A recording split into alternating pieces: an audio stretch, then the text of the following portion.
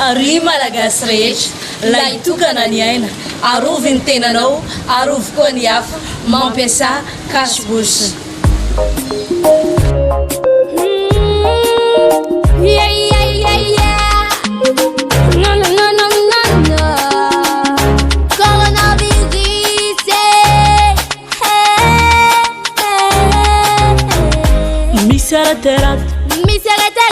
Arrête mafaty tsy malengalenga navazanagasy marova zafamaty aoboaty mara sitrapagnafoli ndavonja jesosy fa hiaro anao ampahery anao hitabo anao io aretina covid-19 fio ambarako anao atoliny satana hamonoany izao tontolo izao solution ameko anao kumituroturo yalau tahutseo susiro vonjeo fa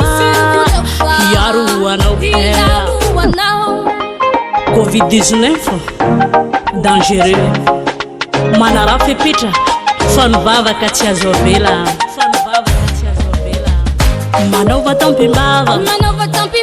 tsy mifandahitagna metatseo aja hoe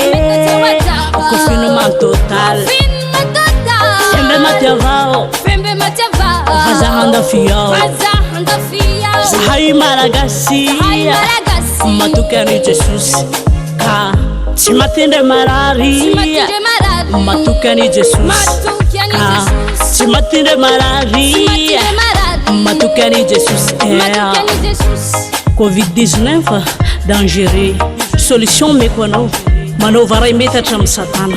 sasao amin'ny fibebahana matetika ny tenanao misy tro tenin'andriamanitra matetika dia ho hitanao ny famonjena zay ataon'i jesosy aminao andramoka izaho fa tsara jehova sambatra zay olona mialoka aminy amen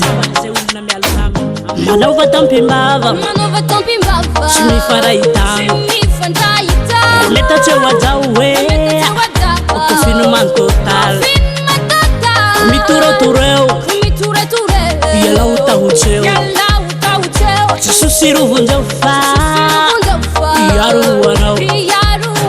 ampahery anao hitabo anao covid-19